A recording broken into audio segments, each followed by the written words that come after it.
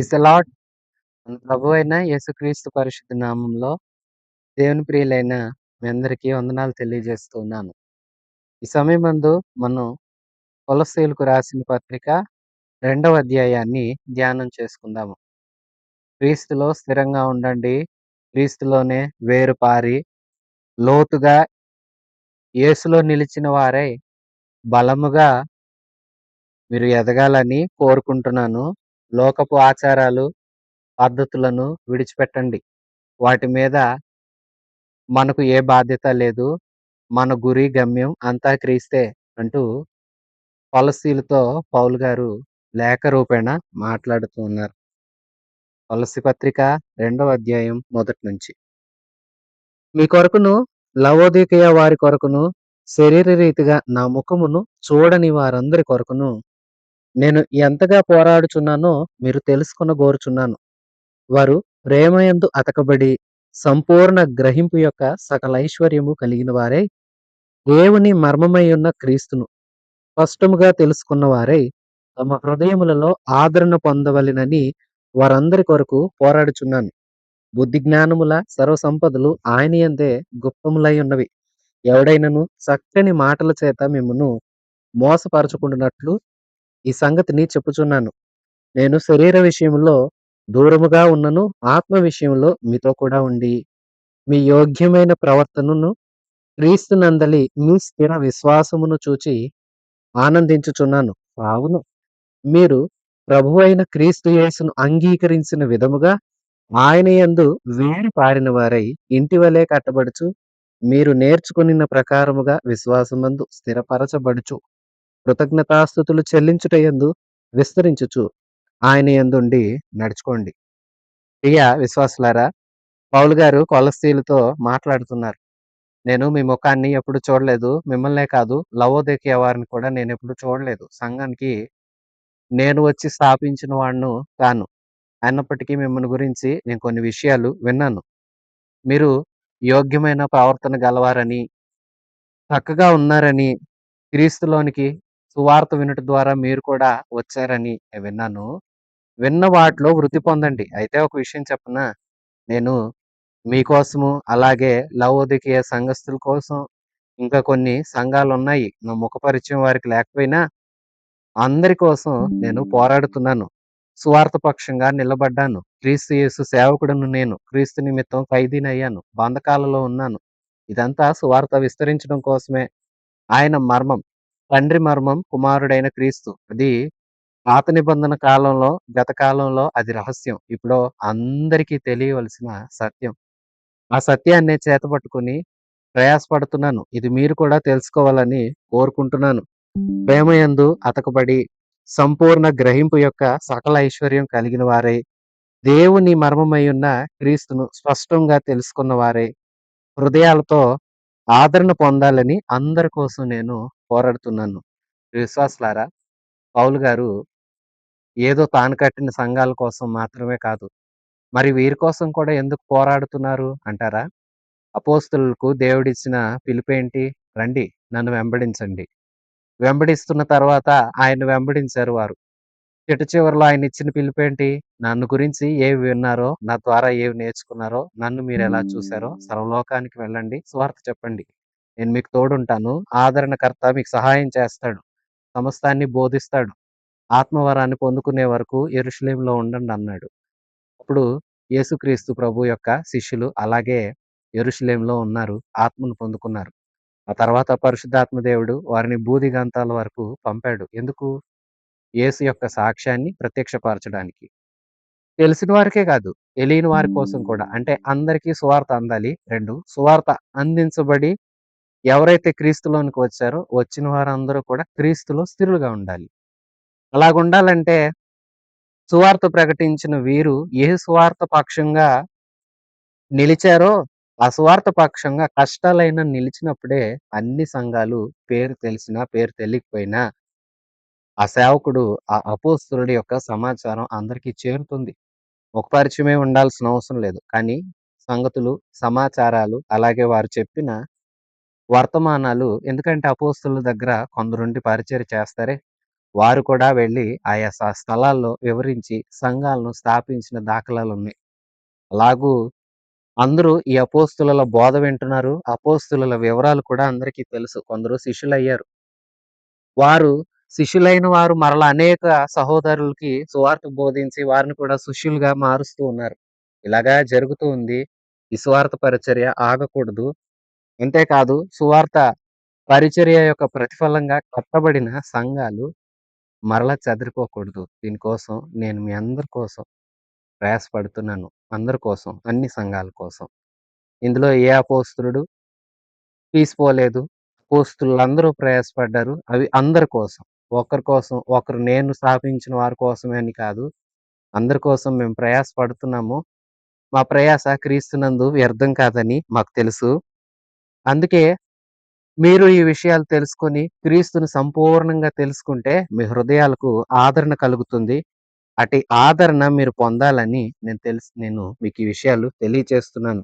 బుద్ధి జ్ఞానముల యొక్క సర్వ సంపదలు ఆయన యందే గుప్తములై ఉన్నవి.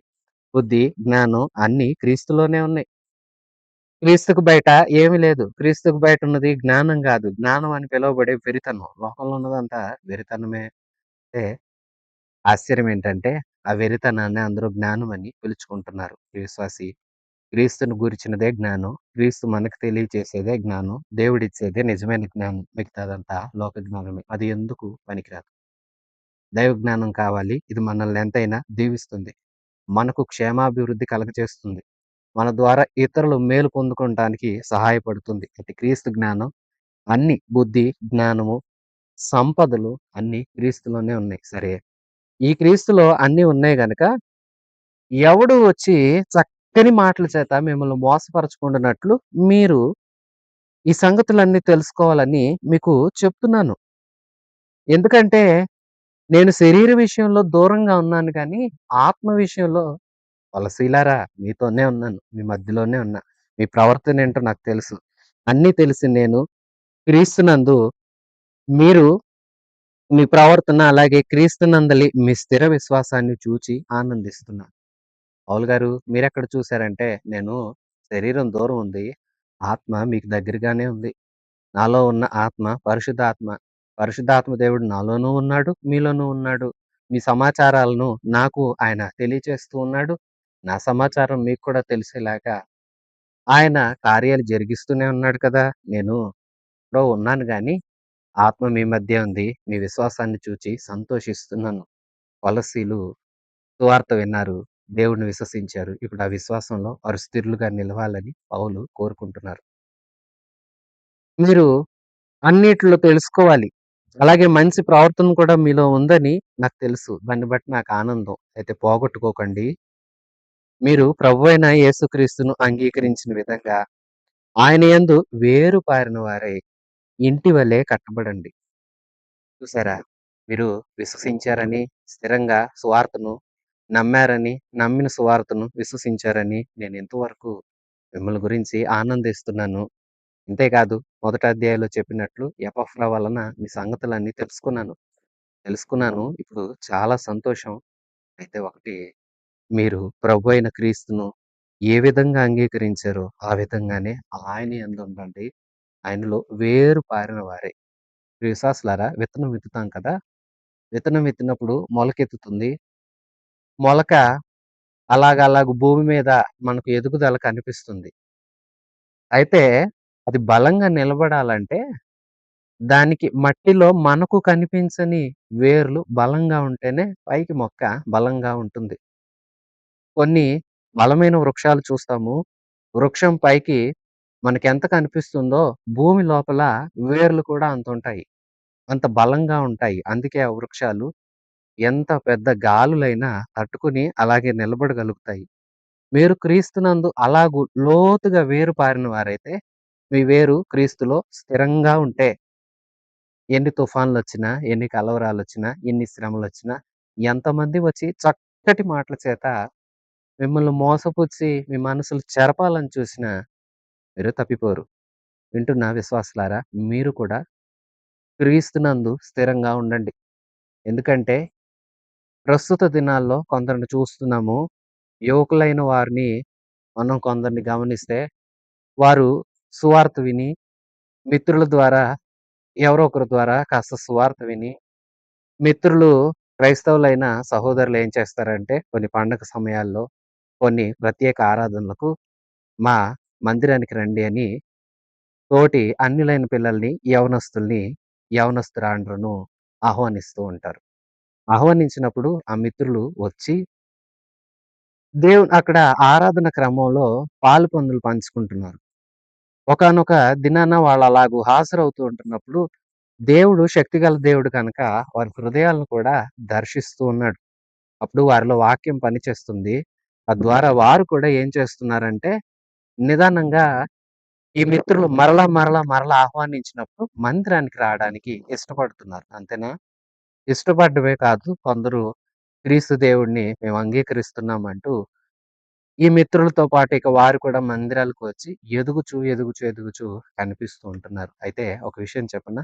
వేరు లోతుగా వెళ్ళనప్పుడు ఏం జరుగుతుందంటే, వీరు ఎంత త్వరగా అంగీకరిస్తున్నారో, ఎంత త్వరగా బాప్తిస్మములు కూడా పొందుతున్నారో, ఎంత త్వరగా తీర్మానాలు చేసుకొని, మేము యేసు సాక్షులం, మా యవ్వన కాలమందు మేమింత దుర్నీతి బంధకాల్లో ఉన్నప్పుడు, ఇలాంటి వ్యసనాల చేత చిక్కబడ్డప్పుడు, ప్రభువే మమ్మల్ని రక్షించాడని నలుగురి ఎదుట క్రీస్తుని బలంగా ఒప్పుకున్న వారే చాలా తక్కువ సమయంలోనే, ఎందుకంటే వేరు స్థిరంగా ఉండట్లేదు.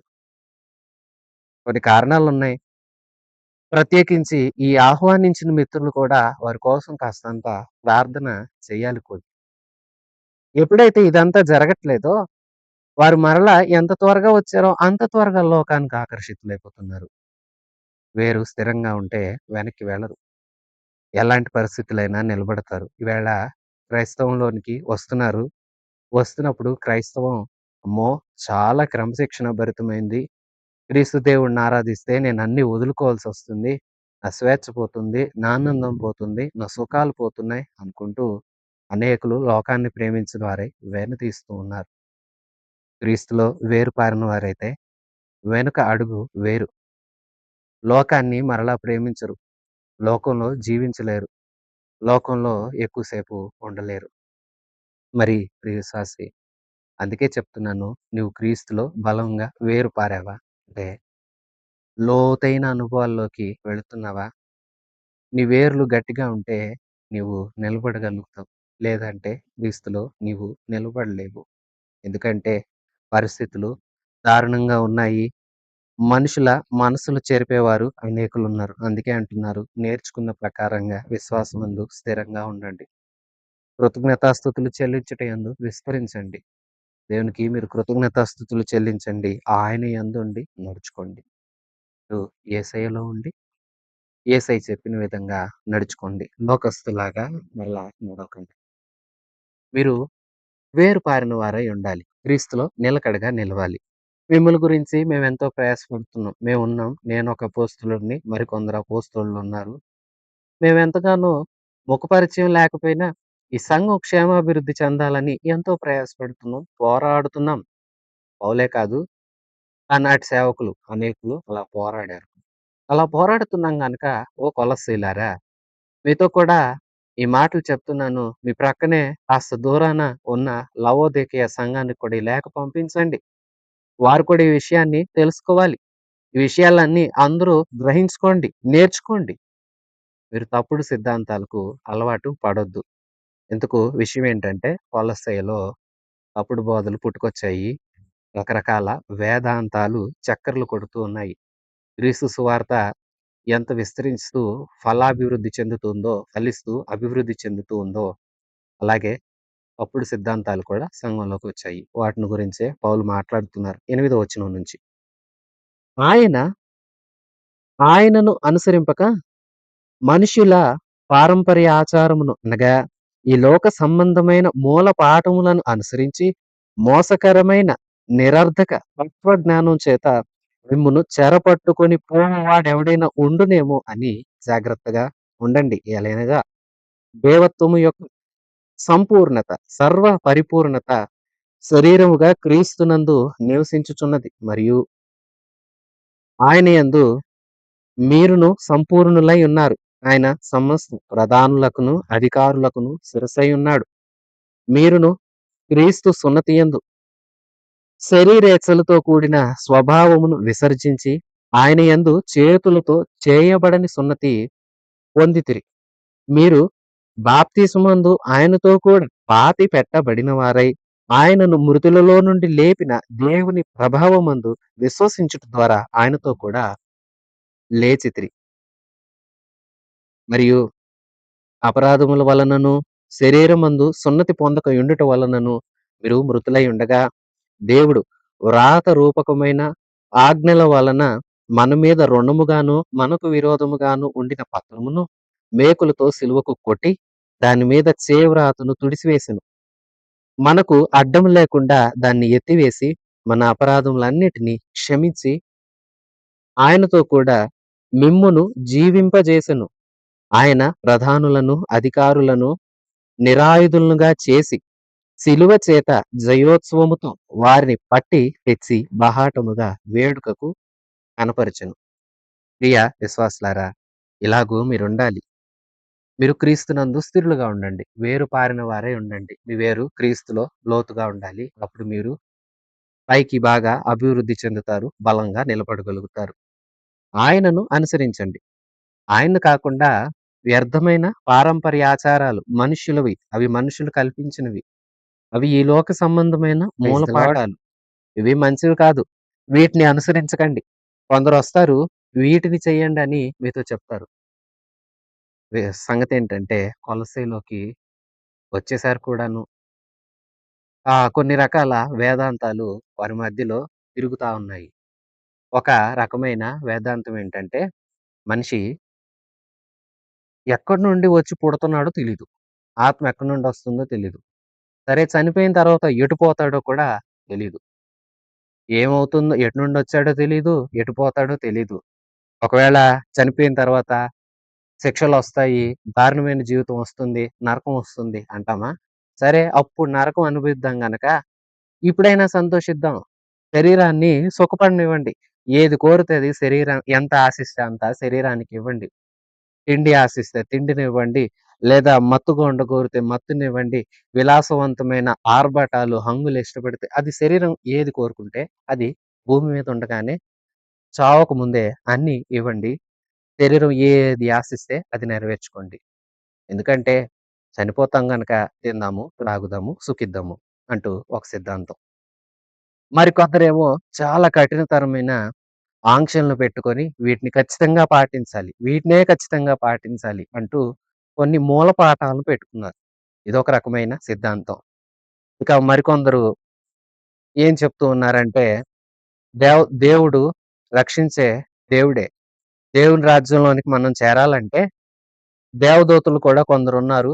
ఈ దేవదూతలు కూడా మన పక్షంగా వెళ్లి చెప్తే ఇప్పుడు దేవుడు మనల్ని స్వీకరిస్తాడు. అందుకే పలానా దేవదూతలు ఉన్నారే వారిని కూడా మనం ఆరాధించాలి అంటూ ఇలా కొన్ని రకాల సిద్ధాంతం, తత్వజ్ఞానం, మూలపాఠాలు అన్నీ కలిపి సువార్తకు తగిలించి చెప్తున్నారు. ఇలాంటి వారు మీ మధ్య ఉన్నారేమో, జాగ్రత్త. ఎందుకంటే మీరు ఒక విషయం తెలుసుకోనండి. దేవత్వం యొక్క సర్వ పరిపూర్ణత క్రీస్తు శరీరమందు నివసిస్తుంది. క్రీస్తు దేవుడు సంపూర్ణ దేవుడు. ఆయనకు సంపూర్ణ దైవత్వం ఉంది. అది క్రీస్తు శరీరంగా అంటే యేసుక్రీస్తే సంపూర్ణ దేవుడు. ఆ దేవుడిని తప్ప మీరు వేరే వేటిని చూడకండి. ఆయన యందు మనం కూడా సంపూర్ణమై ఉండాలి. ఆయన సమస్త ప్రధానులకు, అధికారులకు, అందరికీ, భూమి మీద ఉన్న వారందరికీ, ఆకాశ మండలంలో ఉన్న వారందరికీ శిరస్సు అయి ఉన్నాడు. క్రీస్తే శిరస్సు. కాబట్టి మీరు క్రీస్తుని చూడండి. దేవత్వానికి, దేవదూతలకి దేవత్వం లేదు. మీరు చెప్తున్న మనుషుల యొక్క ఆచారాలకు దేవత్వం లేదు. దేవత్వం దేవుడు క్రీస్తే. ఆయనే అందరికీ శిరస్సు. కాబట్టి లోక పాఠాలు, మూల పాఠాలు, పారంపర్య ఆచారాలు, ఈ లోక జ్ఞానం, తత్వ జ్ఞానం విడిచిపెట్టండి. క్రీస్తునే అనుసరించండి. వేరొక ఆలోచన మీరు చెయ్యొద్దు. కొలసీలారా, వింటున్నారా? వ్యర్థమైన ఆలోచనలు మీకొద్దు. మీరు బాప్తిస్మందు ఆయనతో కూడా పాతి పెట్టబడ్డారు. మీరు బాప్తిస్మం పొందారు కదా! యేసయ్య సువార్త విన్నప్పుడు ఆయన మాటలు నమ్మామన్నారు. ఆయన ప్రభువుని ఒప్పుకున్నారు. ఒప్పుకున్న ఆయన దగ్గరికి వచ్చి ఆయన పాదాలు పట్టుకుని పశ్చాత్తాపడి పాపాలు క్షమించు ప్రభువా అని వేడుకున్నారు. వేడుకున్న తర్వాత మీకు నియమించబడిన సేవకులు, మీ సంఘ కాపరి మీకు బాప్తిస్మాలు కూడా ఇచ్చాడు. బాప్తిస్మాలు కూడా మీరు పొందుకున్నారు. బాప్తిస్మానికి అర్థమేంటి? బాప్తిస్మం నీటిలో ముంచడం కదా! ఒక సేవకుడు, ఒక విశ్వాసిని నీటి దగ్గరికి తీసుకొని వెళ్తాడు. నీటి దగ్గరికి తీసుకొని వెళ్ళిన తర్వాత ప్రార్థించి నీటిలో ముంచుతాడు. ముంచుతున్నాడంటే అర్థమేంటి? యేసు నా పాపం కోసం చనిపోయాడు. ఇప్పుడు పాపం విషయంలో నేను కూడా చస్తున్నాను. ఇక ఆ పాపం చెయ్యను. పాపమయ్యున్న నేను చచ్చిపోయాను. నీటిలోనే చచ్చిపోవాలి. నీటిలో అలా ముంచగానే వెంటనే పైకి లేపుతాడు సేవకుడు. లేపాడంటే అర్థం ఏంటంటే, నేను చచ్చిపోయా. ఇక క్రొత్త నేను. ఈ క్రొత్త నేను, నేను కాదు క్రీస్తే.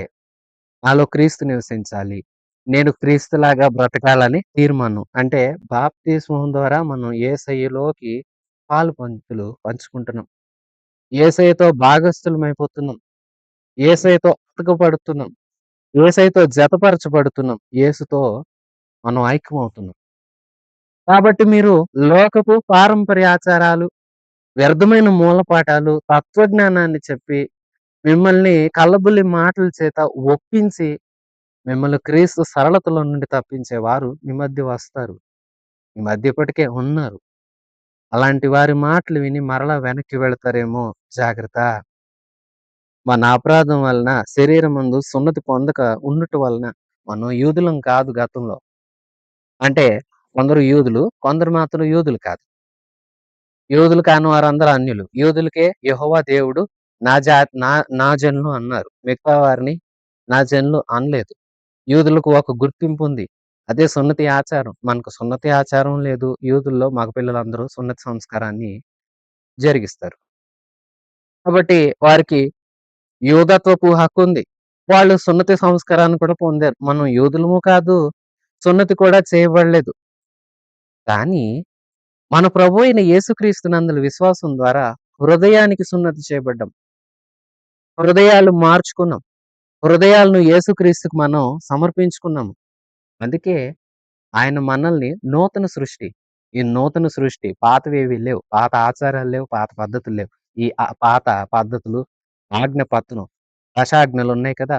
ఆజ్ఞలు, ధర్మశాస్త్రం అంతా మనల్ని పాపిగా చిత్రీకరిస్తే, ఆ ధర్మశాస్త్రాన్నంతా దేవుడు సిలువకు కొట్టి దాని మీదున్న చేవ్రాతనంతా తుడిపివేశాడు. ఇప్పుడు పైన సెలువు పైన విలాపం ఏమీ లేదు. సిలువ మీద క్రీస్తు మాత్రమే ఉన్నాడు. సిలువ వేయబడిన క్రీస్తే మనకు రక్షకుడు. ఇక ఏది మన మీద ప్రభుత్వం చెయ్యదు. అన్నింటిని కొట్టివేశాడు. రుణాన్ని ఎత్తివేశాడు. ఎందుకంటే ఈ ఆజ్ఞలు అతిక్రమించడం వల్ల మనం చెల్లించవలసిన రుణం ఏంటంటే మరణం. ఎందుకంటే మనం ఆజ్ఞ కాదన్నాం. చేయలేదు. చేయొద్దన్నది చేయలేదు. అలా చేయొద్దన్నది చేశాము. చేయమన్నది చేయలేదు. దీనివల్ల ఏమైందంటే పాపం వచ్చింది. ఆజ్ఞాతిక్రమణ పాపం కదా! పాపం వల్ల వచ్చే జీతం ఏంటి? మరణం. అంటే మనం ఆజ్ఞను పాటించినందుకు ఆ ఆజ్ఞ మనల్ని ఏమందంటే నువ్వు చావుకు అర్హుడివి. నీవు నా మాట వినలేదు. ప్రభు ఏం చేశాడంటే ఈ చావు రుణాన్నంతా తన మీద వేసుకొని మన కోసం తాను బలి అయి సిలువను ఆయన బలిపీఠంగా మార్చి మన కోసం ఆయనే పాప పరిహారార్థ బలిగా తానే అర్పించుకున్నాడు. సిలువ మీద పిలాతు విలాపం రాయించాడు. ఏమని? యూదుల రాజు అయిన నజరేయుడైన యేసు. కానీ దానికి పైన దేవుడు ఒక పత్రాన్ని ఉంచాడు. అది ఆజ్ఞల పత్రం. దాని మీద ఉన్న చేవ్రాతను ఆయన్ని తుడిచివేశాడు. క్రీస్తు రక్తం చేత వ్రాతను చెరిపివేశాడు. ఇప్పుడు క్రీస్తు ద్వారా మనం నేరుగా తండ్రి వద్దకు రాగలుగుతున్నాం. ఇప్పుడు రుణం లేదు. వెల లేదు. లేదా నీవు నేను ఏదో చేయవలసిన అవసరత లేదు. క్రీస్తు దగ్గరికి నేరుగా రాగలుగుతాం. ఆయన యందు ఉండగలుగుతాం. ఆయన్ని నమ్మగలుగుతాం. ఆయన్ని స్వేచ్ఛగా ఆరాధించగలుగుతున్నాం. ఇందుకు మనం ఇయ్యవలసిందేమీ లేదు. అంతా ఆయనే ఇచ్చాడు. అయితే సమస్య ఏంటంటే ఆయన ఇచ్చాడు కదా! ఆయన ఇచ్చిన దాన్ని నువ్వు దూరం చేసుకోవద్దు. దూరం చేసుకుంటే నష్టపోతావు. ఇదే చెప్తున్నాడు పౌలు. దూరం చెయ్యాలనే కొందరు కంకణం కట్టుకొని మీ మధ్యకొస్తున్నారు. వారి మాటలు వినొద్దు. మీరు వారికి చెవినివ్వద్దు. నా మాటలకు చెవినివ్వండి.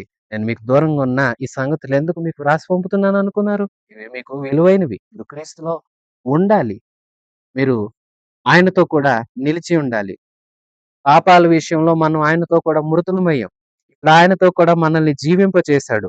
ప్రధానుల్ని, అధికారుల్ని నిరాయుధులుగా చేశాడు. సాతాను సమూహాన్ని, అలాగే దేవుని మీద జయించేసామనుకున్న సైన్యమంతటిని నిరాయుధులుగా చేసేసి, అందరి ఎదుట ఆయన మృత్యుంజయుడిగా లేచి బాహాటంగా వేడుకకు కనపరిచాడు.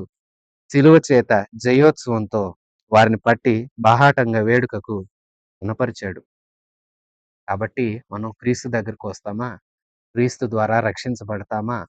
క్రీస్తు ద్వారా రక్షించబడిన వారమై తండ్రి దగ్గరికి వెళతాము. మనం క్రైస్తవ విలువలతో కూడిన మంచి జీవితాన్ని జీవిస్తాము. సరే, జీవించే విధానం మనకు చాలా అవసరం. యేసయ్య దగ్గరికి వస్తున్నాము. యేసయ్యని ఆరాధిస్తున్నాము. ఇప్పుడు యేసులో ఉండాలి. వేరే వాటిని అనుసరించకూడదు. మరి కొందరంట కొన్నింటిని లక్ష్యం చేస్తున్నారంట. 16 వచనం నుంచి. కాబట్టి అన్నపానముల విషయములోనైనను, పండుగ, అమావాస్య, విశ్రాంతి దినము అను వాటి విషయములోనైనను మీకు తీర్పు తీర్చనెవనికి అవకాశము ఇయ్యకుడి. ఇవి రాబోవు వాటి ఛాయయే గాని నిజ స్వరూపము క్రీస్తులో ఉన్నది. అతి వినయాసక్తుడై దేవదూతారాధన యందు ఇచ్చగలిగి తాను చూచిన వాటిని గురించి గొప్పగా చెప్పుకొనుచు తన శరీర సంబంధమైన మనస్సు వలన ఊరక ఉప్పొంగుచు శిరస్సును హత్తుకొనని వాడెవడును మీ బహుమానమును అపహరింపనీయకుడి. ఆ శిరస్సు మూలముగా సర్వ శరీరమునకును కీళ్ల చేత నరముల చేత పోషించబడి ఎత్తకబడినదై దేవుని వలన కలుగు వృద్ధితో అభివృద్ధి పొందుచున్నది. మీరు క్రీస్తుతో కూడా లోకము యొక్క మూలపాఠముల విషయమై మృతి పొందిన వారైతే లోకములో బ్రతుకుచున్నట్లుగా మనుషుల ఆజ్ఞలను, పద్ధతులను అనుసరించుట చేత అనుసరించి చేత పట్టుకొనవద్దు, రుచి చూడవద్దు, ముట్టవద్దు అను విధులకు మీరు లోబడనేలా? అవన్నీయు వాడుకొనుట చేత నశించిపోవును. అటివి స్వేచ్ఛారాధన విషయములోను, వినయ విషయములోను, దేహ శిక్ష విషయములోను, జ్ఞానరూపకమైన నియమ వినియో వినియోగించబడుచున్నటివే గాని శరీరేచ్ఛ నిగ్రహ విషయంలో ఏమాత్రమును ఎన్నిక చేయదగినవి కావు. ప్రియ విశ్వాసులారా, గమనించండి. మీరిప్పుడు క్రీస్తులోకొచ్చారు. ఆయనలో ఉండాలి. వేరు పారండి. లోతుగా క్రీస్తులోకి వేరు పారి బలముగా ఆయనలో ఎదగండి. వేరు బలంగా ఉండాలి. అప్పుడు మీరు అభివృద్ధి చెందుతారు. నిలకడగా నిలుస్తారు. కొందరొస్తారు మీ మనసు పాడు చేస్తారు. జాగ్రత్త. వారికి స్థానం ఇయ్యొద్దు. అయితే కొందరున్నారు వీరెలాంటి వారంటే, ఇంకను అన్నపానముల విషయంలో, పండుగ, అమావాస్య, విశ్రాంతి దినం అను వాటి విషయంలో కొందరు ఇంకను ఆచారాలు చేస్తున్నారు. ప్రియ విశ్వాసులారా, క్రైస్తవులము మనము మత ఆచారాలను ఆచరిస్తూ మతమంటూ, మతపు విలువలను కొనసాగిస్తూ, మనమే దీన్నొక మతముగా చిత్రీకరించి, ఎవరు మనల్ని తీర్పు తీర్చే అవకాశం ఇవ్వకూడదు. ఇవన్నీ పాత నిబంధన భక్తులు చేశారు. వారికి అవి ఉన్నాయి. అవి ఛాయ మాత్రమే. పండుగలైనా, అమావాస్య, విశ్రాంతి దినాలు, మీరు నిషిద్ధమైనవి, నిషిద్ధము కానివి అంటూ భోజన పదార్థాలలో ఎంచే విషయం, ఇవన్నీ పాత నిబంధన సిద్ధాంతాలు. అంతేకాదు ఇవన్నీ క్రీస్తుకి సూచనగా ఉన్నాయి. వీటిలో బలులు గాని, పండుగలు గాని, ఇశ్రాయేలీయులకి దేవుడిచ్చిన పండుగలు, ఇశ్రాయేలీయులకి దేవుడిచ్చిన బలి విధానాలు, ఆచరించవలసిన ఆచారాలు అన్నీ చాలా మట్టుకు క్రీస్తునే సూచిస్తాయి. పాత నిబంధన అంతట్లో క్రీస్తు ఒక నీడలాగా కనిపిస్తారు. సరే, ఇప్పుడు నిజమై ఉన్న క్రీస్తు వచ్చేసాడు కదా! ఇంక నీడతో పనేంటి? మరలా నీడనే లక్ష్యం చేయటం ఏంటి? కొందరేమో ఊరకే ఉప్పొంగుచు, మేము అతి వినయాసక్తులుగా ఉండి, చాలా వినయం అండి. దేవదూతలను కూడా మనం ఆరాధించాలి. మనం దేవునికి లోబడి ఉండాలి. దేవదూతలను ఆరాధిస్తేనే దేవుని దగ్గరికి వెళ్ళగలుగుతాం. విశ్వాసులారా, దేవదూతలు దేవుని కంటే తక్కువ వారు, దేవుని చేత చేయబడిన వారు. వాళ్ళు దేవుళ్ళు కారు. దేవదూతల్ని ఆరాధించవలసిన అవసరం లేదు. ఇంకా మనం భూమి యందు, ఆకాశమందు, క్రింద ఉండు దేని రూపాన్నైనా, విగ్రహాన్నైనా చేసుకోవద్దు. వాటికి సాగిలపడొద్దు, నమస్కరించవద్దు. నేనే దేవుణ్ణి, నేను తప్ప వేరొకటి మీకు దేవుడు ఉండకూడదు అని దేవుడు ఆరంభంలోనే ఆజ్ఞాపించారు. మనం దేవుడినే ఆరాధన చేయాలి. దేవుని స్థానంలో ఇంకేది పెట్టడానికి కూడా వీల్లేదు. అలాంటప్పుడు మీలో కొందరు ఇంకా ఇవి పాటిస్తున్నారు. కొందరు పాటించమని చెప్తున్నారు. అందుకే కొందరు పాటిస్తున్నారు. ఇంకా ఇవెందుకు? ఇప్పుడు క్రీస్తు నిజమైన దేవుడు. క్రీస్తుని ఆరాధించాలి. క్రీస్తుకి నచ్చేటట్లుగా మనం ఉండాలి. ప్రియ విశ్వాసులారా, ధర్మశాస్త్రపు నియమాలు పాటించి రక్షించబడతాను. ధర్మశాస్త్రపు నియమాలు పాటిస్తే నేను నీతిమంతునిగా కనిపిస్తానంటే అది అబద్ధం. క్రీస్తు ద్వారానే నీతిమంతులం. క్రీస్తు ద్వారానే పరిశుద్ధులం. మరెలా జీవించాలంటే నీ జీవితాన్ని నువ్వు దేవుడికి అప్పచెప్తే క్రీస్తు ప్రభువు నీలో, నాలో ఉండి ఈ విశ్వాసలోను క్రీస్తు ప్రభువు ఉండి ఎలా జీవించాలో నేర్పిస్తాడు. ఆత్మరూపేణ నివసిస్తాడు. పరిశుద్ధాత్మను అందుకే అనుగ్రహించాడు. ఈ ఆత్మదేవుడు క్రీస్తుకు నచ్చేటట్లుగా, క్రీస్తు మెచ్చేటట్లుగా మనల్ని దినదినం మారుస్తాడు. క్రీస్తు మనసే పరిశుద్ధాత్మ దేవుని మనసు. ఎందుకంటే పరిశుద్ధాత్మ దేవుడిని సత్య స్వరూపి అంటారు. సత్యానికి స్వరూపం. సత్యమెవరు? ప్రభువే కదా! ప్రభువు యొక్క స్వరూపమే కలిగి ఉన్న ఈ పరిశుద్ధాత్మ దేవుడు మనలో ఉండి యేసయ్యకి ఎలాగ నచ్చుతామో దినదినం మనల్ని అలాగు మారుస్తాడు. మనం ఈ ఆచారాలన్నీ పాటించుట చేత రక్షించబడం. సరే మత శాఖలున్నాయి. మతాలు ఏ మనిషిని మార్చజాలవు. దేవుడే మారుస్తాడు. మార్పు కలగజేయవాడు దేవుడే. మార్పును ఇచ్చే దేవుడిలో మనం నిలిచి ఉండి జీవితం మారాలి. ఒకసారి మారిపోయావా? అలా కాదు. దినదినం నీవు మారుతూ ఉండాలి. నూతన స్వభావం వచ్చేసింది. ఒకేసారి క్రొత్త వ్యక్తిగా ఎవరు మారిపోరు. కొద్ది కొద్దిగా మారతారు. ఇది క్రీస్తు ఉంటేనే సాధ్యం. ఎవరిలో క్రీస్తు ఉంటారో, ఎవరిలో క్రీస్తు ఆత్మ పనిచేస్తాడో వారిలోనే మార్పు సాధ్యం. కొందరు ఏండ్ల తరబడి మందిరానికెళ్ళినా మార్పుండదు. కారణం ఏంటంటే వారిలో క్రీస్తు పని చేయట్లేదు. కొందరిలో మార్పొస్తుంది. మనం ఆత్మ పరీక్ష చేసుకోవాలి. నేను క్రీస్తులోకొచ్చి ఎంత కాలమైంది? సంవత్సరం ఉన్నాను. ఈ సంవత్సరంలో నాలో వచ్చిన మార్పేంటి? నా హృదయంలో వచ్చిన మార్పేంటి? నా పాపం మారిందా? నా జీవితం మారిందా? నా పద్ధతులు మారాయా? దినదినం మార్చుకోవాలి. అంతే తప్ప మూల పాఠాలను పట్టుకొని వాటి ద్వారా క్రీస్తుని ఆరాధించి మనం ఏ గొప్ప మెప్పు పొందలేం. దేవుని దగ్గరికి కూడా వెళ్ళలేం. ఏ ఆచారాలతో ఉన్నాడో ఆ వ్యక్తి ఆ ఆచారాలతోనే నశించిపోతాడు. కానీ క్రీస్తునే గమ్యంగా పెట్టుకొని యేసయ్య నడవమన్నట్లు ఎవరైతే నడుస్తారో వారే యేసయ్యకు నచ్చిన వారిగా మారతారు. యేసయ్య దగ్గరకు వెళతారు. యేసు ద్వారా తండ్రి దగ్గరికి వెళతారు. తండ్రి రాజ్యంలో యుగయుగాలు నివసిస్తారు. ప్రియ విశ్వాసులారా గమనించండి. ఎంత మార్పు వస్తుంది మనలో. క్రీస్తులో నీవెంతగా ఎదుగుతున్నావు? నువ్వు ఆయనలో ఎదుగుతున్నావంటే, ఆయనలో వేరు పారావంటే, నువ్వు ఆయనలో వర్ధిల్లుతున్నావంటే, ఆయన నిన్ను వృద్ధి చేస్తాడు. దినదినం మారుస్తాడు. మార్చడానికి అవకాశం ఇస్తున్నావా? నీ హృదయాన్ని నిన్ను నీవు ఆయనకు సమర్పించుకుంటున్నావా? కొందరిలో కొంత కాలం గడిచిన ఒక మార్పైనా రావట్లేదంటే, ఈవేళ చూడండి క్రైస్తవులను పిలువబడుతున్నారు. ప్రార్థన చేయమంటే కన్నీటి ప్రార్థన వస్తుంది గానీ మాట తీరు మారిందా? నోట బూతులు లేదంటే వ్యర్థమైన మాటలు మారాయా? కన్నీటి ప్రార్థన చేయమంటే చేస్తారు. ఆరాధనలకు వెళ్ళమంటే ఎన్ని ఆరాధనలకు వెళ్తారు. కానీ మనస్తత్వం ఇంతైనా మారలేదు. కొంచెమైనా. క్రీస్తు ఎవరిలో ఉంటారో వారిలో మార్పు కనిపిస్తుంది. మీరు క్రీస్తు నందుండండి. అందుకే చెప్తున్నారు. ఆరంభం నుండి అదే చెప్తున్నారు. క్రీస్తు నందుండండి. క్రీస్తులో స్థిరులై ఉండండి. విశ్వాసమందు స్థిరంగా ఉండండి. కదలొద్దు. వేరు పారండి.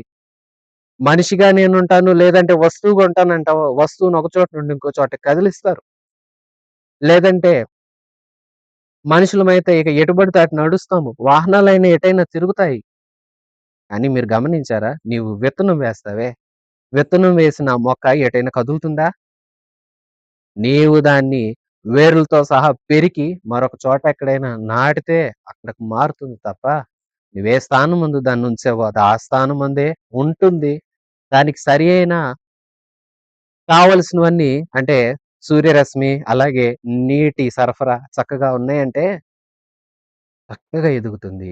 దినదినాభివృద్ధి చెందుతుంది. ఫలిస్తుంది కదా! నీవు క్రీస్తులో కూడా అలాగుండాలి. కదలకూడదు. ఎవరో ఏదో చెప్పారు. ఆ సిద్ధాంతం బావుంది. ఈ బోధ బావుంది. జాగ్రత్త. వాళ్ళు మోసం చేస్తారు. మూలపాఠాలు చెప్తారు. నిన్ను మరలా ధర్మశాస్త్ర కాడి క్రిందకు తీసుకునెళ్లి కట్టేస్తారు. ఆచారాల ద్వారా నువ్వు దేవుణ్ణి మెప్పించలేవు. ఆచారం కాదు. ఆరాధన చెయ్యాలి. హృదయమార ఆరాధన చేయాలి. అది నువ్వు క్రీస్తులో నిలిస్తేనే చేయగలుగుతావు. నిలిచావా? అదే అడుగుతున్నాడు పౌలు. నిలువు. స్థిరంగా ఉండు. కదలకు. ఎవరో చెప్పింది వినకు. చెప్పింది మంచి బోధ అయితే ఇదిగో మాలాగా ప్రయాసపడి సువార్త చెప్పి మిమ్మల్ని క్రీస్తుకు దగ్గర చేసేదైతే దాన్ని వినండి. క్రీస్తుకు దూరం చేసేది, క్రీస్తు నుండి తప్పించి మిమ్మల్ని ఆచారాలకి, క్రీస్తు నుండి తప్పించి లోక పాఠాలకి, క్రీస్తు నుండి తప్పించి దేవదూతలను ఆరాధన చేద్దామంటే వాటి జోలికి మీరు వెళ్ళొద్దు. దేవుడు కూడా ఒప్పుకోడు. అన్నపానములతో నువ్వు దేవుని రాజ్యాన్ని చేరలేవు. తిన్న దాని ద్వారా అపవిత్రత కలగదు. నువ్వేం తింటున్నావు? నిషిద్ధమైనవి, నిషిద్ధం కానివి అని పాత నిబంధనలో అది కూడా యూదులకు మాత్రమే దేవుడిచ్చాడు. అది కూడా దేవుడు పేతురు దగ్గరికి ఒక దుప్పటిని పంపి, దుప్పట్లో అన్ని రకాల చతుష్పాద జంతువుల నుంచి పేతురు చంపుకొని తిను అంటే, పేతురు అంటాడు, అయ్యా నేను యూదుణ్ణి. నేను చిన్నప్పటి నుండి ధర్మశాస్త్రం పాటిస్తున్నాను. వీటిలో నేను తినకూడనివి ఉన్నాయి.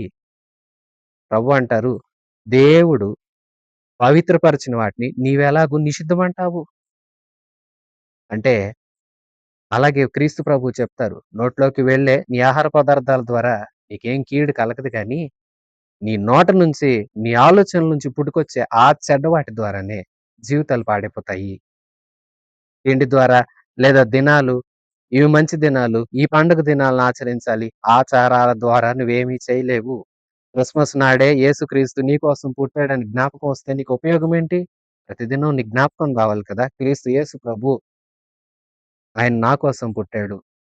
ఆ క్రీస్తు పశువుల పాకలోనే పరిమితమైపోయాడా? మరి నీ హృదయంలో కూడా జన్మించాడా? యేసుక్రీస్తు సిలువనెక్కాడు. గుడ్ ఫ్రైడేకి మాత్రమే జ్ఞాపకం వస్తుందా? అయితే భక్తి ఏమిటి? ఆచార భక్తి అవుతుంది. ప్రతిదినం గుర్తు రావాలి. నాకై వ్రేలాడిన క్రీస్తు సిలువనందు నాకై ప్రాణత్యాగం చేశాడు. నేను అబద్ధమాడా. ఆయన అందుకే నా కోసం తన్నులు తిన్నాడు. నేనిలాగ ఆలోచించా. నేనిలాగ చేశా. నాకు పడాల్సిన దెబ్బలన్నీ ఆయన తిన్నాడని ప్రతిదినం జ్ఞాపకం రావాలి. గుడ్ ఫ్రైడేకి మాత్రమే కాదు. యేసుక్రీస్తు మరణాన్ని జయించాడని ఈస్టర్ రోజు మాత్రం కాదు జ్ఞాపకం రావాల్సింది. ప్రతిదినం జ్ఞాపకం రావాలి. ఆయన నా కోసం మరణించి లేచాడు. ఇప్పుడు నేను కూడా ఈ పాపం విషయంలో మరణించాను. దేవుని కోసం జీవిస్తున్నాను. దేవునిలాగా దినదినం నా దేవుడు జయించినవాడు. నేను లోకాన్ని జయించాలి, పాపాన్ని జయించాలి, శాపాన్ని జయించాలంటూ క్రీస్తుని ఎత్తుకున్న వారమే జీవించాలి. ఆయన మనకు శిరస్సు. శిరస్సుతో అతకబడిన మొండెం ఉంటుంది. ఆ మొండానికి కావాల్సినవన్నీ సరఫరా అవుతాయి. ఇప్పుడు మనిషి మొండెం వేరు, తల వేరుగా ఉందంటే, తలలో నోరు ఉంది. ఆ నోరు తింటేనే కదా మనిషి దేహంలోకి వెళుతుంది, పని చేస్తుంది. 2 వేరైతే పని జరుగుతాదా? యేసు శిరస్సై ఉన్నాడు. ఆ శిరస్సులోనికి అతకబడిన నీవు నేను ఆయన శరీరం. శరీరమై ఉన్న మనం ఆయనతో ఉంటేనే ఫలిస్తాం. ఆయనతో ఉండాలంటే ఆయనకి నచ్చనివి ఏవి మనలో ఉండకూడదు. మీరు క్రీస్తులో ఉండండి. వేరు పారి ఉండండి. అపరాధాలన్నింటినీ క్షమించాడు. ఆ రుణపాత్రాన్ని కొట్టివేశాడు. మరలా వాటికెందుకు పోవద్దు. మీరు క్షమించబడిన వారు. ఇప్పుడు మీరు పరిశుద్ధులుగా దినదినాభివృద్ధి చెందండి. అందుకు ఎలా ఉండాలి? నూతన స్వభావం వచ్చేసిందని మరలా పాపం చేయమంటారా? పాపపు స్వభావం మనిషిలో చచ్చేంత వరకు ఉంటుంది. మరి చేయకుండా ఉండాలంటే ఆత్మదేవుడి సహాయం కావాలి.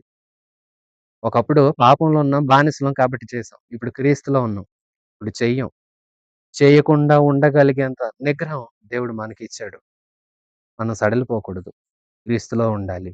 వేరు పారిన వారమై బహుగా ఆయన యందు వృద్ధి చెందే వారంగా ఉండాలి. మూల పాఠాలను కాదు, తత్వజ్ఞానాన్ని కాదు, లోక జ్ఞానం వ్యర్థం. దేవునిలో నిలవండి. దైవ జ్ఞానం పొందుకొనండి. దేవుణ్ణి ఎలా ఆనందింపచేయాలో దాన్ని తెలుసుకొనండి. అందుకు పరిశుద్ధాత్మ దేవుడు మనకు సహాయం అందిస్తాడు. ఆయన వాక్యం మన హృదయాల్లో ఉంటే, వాక్యం ద్వారా దేవునికి మనల్ని దగ్గరికి చేస్తాడు. దేవునికి దగ్గరగా మనల్ని మారుస్తాడు. పరిశుద్ధాత్మ దేవునికి మనల్ని మనమే సమర్పించుకుందాం. ప్రభువులాంటి కృప మనందరికీ అనుగ్రహించును గాక. ఆమేన్. మన ప్రభువైన యేసయ్య కృప, తండ్రి అయిన దేవుని పరమ ప్రేమ, పరిశుద్ధాత్మ దేవుని సన్నిధి సహవాసం మనందరికీ సదాకాలం తోడై ఉండి నడిపించును గాక. ఆమేన్. God bless you.